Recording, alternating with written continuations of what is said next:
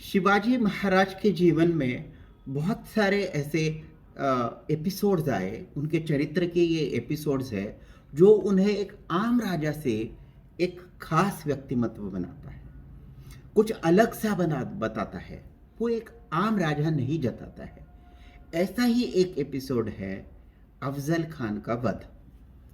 आज हम इस एपिसोड में जानेंगे अफजल खान के वध का थोड़ा सा इतिहास, अफजल खान का व्यक्तिमत्व और कवि भूषण की हिंदी साहित्य के लिए एक अप्रतिम देन जो एक कविता है जो अफजल खान के वध के ऊपर बनाई है। कविता सुनने के पहले हम देखते हैं अफजल खान था कौन और अफजल खान का वध इतना महत्वपूर्ण क्यों है। तो अफजल खान ये बीजापुर साम्राज्य में एक सरदार था। वो एक आम सरदार नहीं था, वो एक बेहतरीन पराक्रमी सरदार था। उसका पराक्रम यहाँ तक था कि उसने विजयनगर का साम्राज्य, उसके जो बचे हुए नायक हैं उनको परास्त करके विजयनगर के साम्राज्य को बीजापुर में सम्मिलित किया। तो उसका पराक्रम तो बहुत बड़ा था। इस पराक्रम में उसने उसका जो भी वाकया रहा विजयनगर को बीजापुर में लाने में, उसने नायकों को धराया, धमकाया, बहुत सारे नायकों का खून किया या फिर उनको परास्त किया, उनको नेस्तनाबूद किया। ऐसे ही एक नायक थे कस्तूरी रंगा नायक करके, उनको अफजल खान ने मिलने के लिए बुलाया और उनका खून कर दिया। अकेले मिलने के लिए बुलाया और खून कर दिया। ये तो इतिहास में था। और एक था कि वो एक घमंडी सरदार था। तो अफजल खान का घमंड कितना था, तो उसने एक अपनी मुद्रा बनाई या एक ठप्पा बनाया। उस ठप्पे पे कुछ ऐसा लिखा है जो हम पढ़ के या सुन के ही भी बोल सकते हैं कि बाप रे, इतना भी घमंड किसी को हो सकता है क्या। तो वो उस मुद्रा के ऊपर क्या अंकित करता है, वो लिखता है, गर अर्ज कुनद सिपहर अल्लाह, गर अर्ज कुनद सिपहर अल्लाह, फजल फुजला व अफजल अफजल, अजहर मुल्की बजाए तस्बीह, अजहर मुल्की बजाए तस्बीह, आवाज आयद अफजल अफजल। अब इसका मतलब क्या है ये भी समझते हैं। वो बोलता है कि अगर ऊंचे स्वर्ग को भी देखना है कि उसकी तुलना कहां से होती है, तो अफजल खान में जो अच्छा है उसके साथ तुलना करो। और अगर आपने जपमाला ली और उस पर अल्लाह अल्लाह कहने लगे तो वो आपको सुनाई देगा अफजल अफजल। तो ये ऐसा वाला व्यक्तिमत्व है जो एक घमंडी है, ताकतवर है, ऊंचा दिखता है, उसका व्यक्तिमत्व ही बहुत बड़ा है। और ऐसे व्यक्ति ने शिवाजी महाराज को पकड़ने का बीड़ा लिया। उसने बोला कि मैं शिवा को जिंदा या मुर्दा बीजापुर में लेके आऊंगा। कोई और सरदार तैयार ही नहीं था ये काम करने के लिए, और अफजल खान ने ये बीड़ा उठा लिया। अफजल खान को पता था कि शिवाजी महाराज अपनी रयत या फिर अपनी प्रजा के प्रति बहुत ही संवेदनशील है। तो जब वो महाराष्ट्र की तरफ कूच करने लगा तो उसने बहुत सारे लोगों को तकलीफ देना, बहुत सारे गांवों को उजाड़ना और फिर मंदिरों को उद्ध्वस्त करना शुरू कर दिया।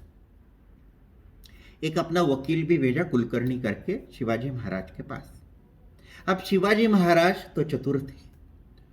अब एक घमंडी सरदार और एक चतुर राजा जो संवेदनशील है, ऐसा राजा राजगढ़ से निकल के शिवाजी महाराज जावली के जंगलों में आ गए, जहाँ पे एक गढ़ है जिसका नाम है प्रतापगढ़।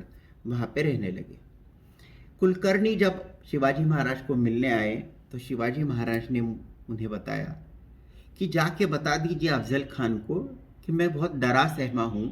अफजल खान बहुत बड़ा व्यक्तिमत्व है और मैं डरा सहमा हूँ, इसलिए उनको प्रतापगढ़ या फिर जावली में आना पड़ेगा। मैं बहुत डरा हूँ, मैं उनको बाहर आके नहीं मिल सकता। ये तो एक चतुरता थी, क्योंकि अफजल खान को अंदर बुलाना और फिर बाद में उसका इतिहास शिवाजी महाराज को बहुत अच्छी तरह से पता था। कस्तूरी रंगा नायक को जिस तरह से मारा हुआ है वैसा ही ये इंसार करेगा, ये शिवाजी महाराज को कहीं ना कहीं पता ही था, और इसकी वजह से उन्होंने उसको जावली में बुलाया।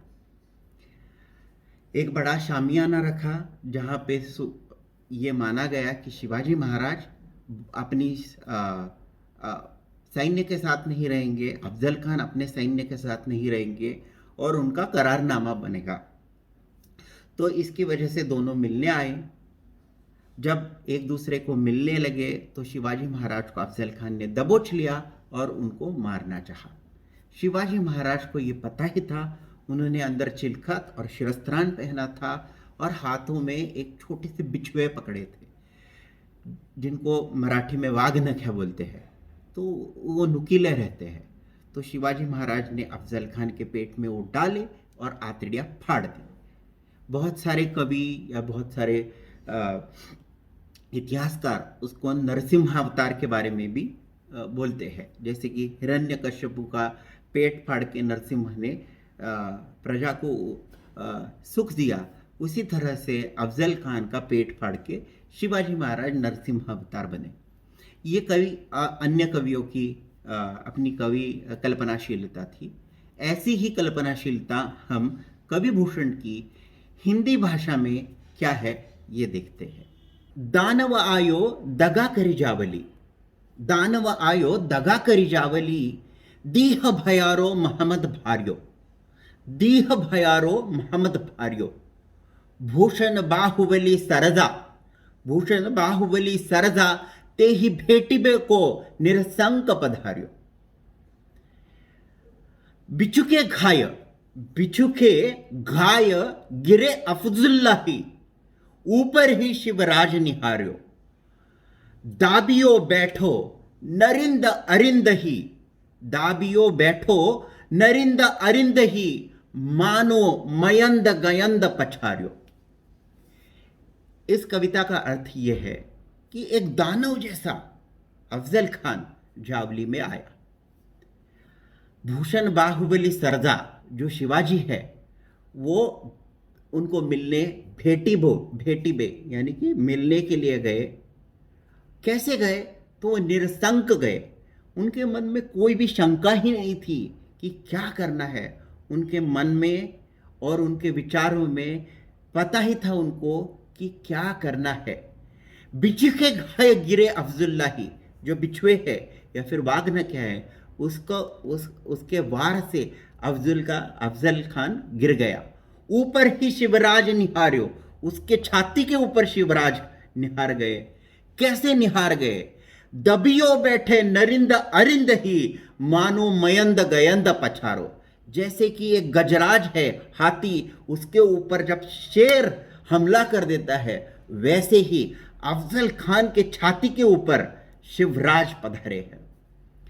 क्या सुंदर कविता और क्या सुंदर कल्पनाशीलता और सत्य, इनकी जोड़ इस हिंदी के अप्रतिम साहित्य में कवि भूषण ने दी है।